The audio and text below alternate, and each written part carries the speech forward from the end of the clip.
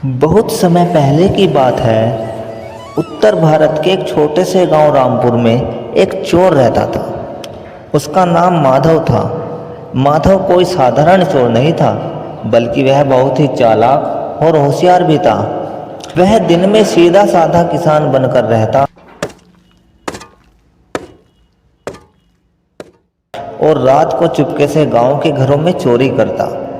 वह drone machine से रात को पता लगाता कहीं कोई पहरेदारी तो नहीं। जहां उसे पता लगता कोई भी नहीं है, उसी जगह चोरी करनी शुरू कर देता।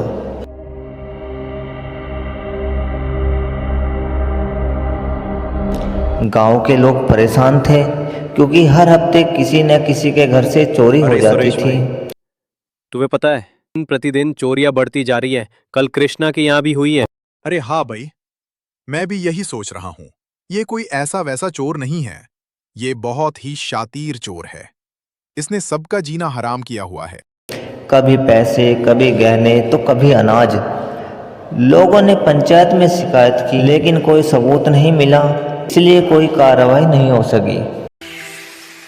एक दिन गांव में नया प्रधान चुना गया, एक ईमानदार और बुद्धिमान व्यक्ति जिसका नाम था राम सिंह। उसने गांव के लोगों से वादा किया कि वह इस चोर को पकड़ेगा। राम सिंह ने कुछ नौजवान को साथ मिलाया और रात में पहरेदारी शुरू कर दी। फिर एक दिन राम सिंह ने चाल चली। उसने गांव के सबसे अमीर किसान रामदीन के घर में नकली गहनों की एक पेटी रखवाई, जवानों को छुपा दिया। जैसा उम्मीद थी, उस रात माधव चुपचाप आया और उस पेटी को उठाकर चलने लगा। तभी पहरेदार ने उसे घेर लिया। जब लोगों को पता चला कि गांव का भोला भाला दिखने वाला माधव ही चोर है, तो सब चकित रह गए।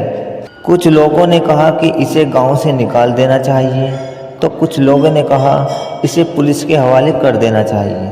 लेकिन प्रधान राम सिंह ने कहा, देखो, हम जानते हैं कि माधव ने गलती की है, लेकिन अगर माधव अपनी गलती मानता है तो हमें माधव को अपनी गलती सुधारने का एक मौका जरूर देना चाहिए। माधव घबराया हुआ था।